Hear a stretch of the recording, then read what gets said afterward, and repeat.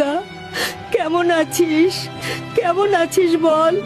গায়ে আমার বড্ড জ্বর, শরীরটা দুর্বল। জানিস খোকা, আজ দু চোখে ঝাপসা দেখি, তবুও বসে বসে তোর জন্য কত চিঠি লিখি। জানি আমার চিঠি পড়ার মতো সময় যে তোর খুবই কম। তোর বড় বাড়িতে কাজের ভিড়ে আমার ঠিকানা এখন বৃদ্ধাশ্রম।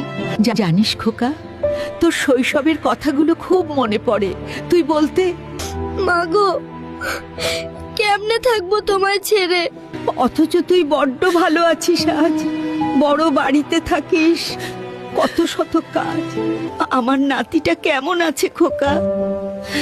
নিজের হাতে ভাত তুলে খেতে পারে তো একা, নাকি আমি যেভাবে মুখে তুলে খাইয়ে দিতাম তোকে সেইভাবেই খাওয়াতে হয় তাকে?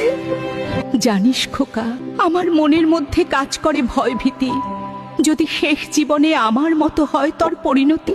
আচ্ছা, আমার প্রিয় নাতি, মেরে তোকে লাথি করবে না তো ঘর থেকে তারা, যেদিন তুই আমার মতো হয়ে যাবি বুড়া? জানিস খোকা, এসব ভাবতে আমার মনে লাগে ভয়। দোয়া করি তোর জীবনটা যেন আমার মতো না হয়।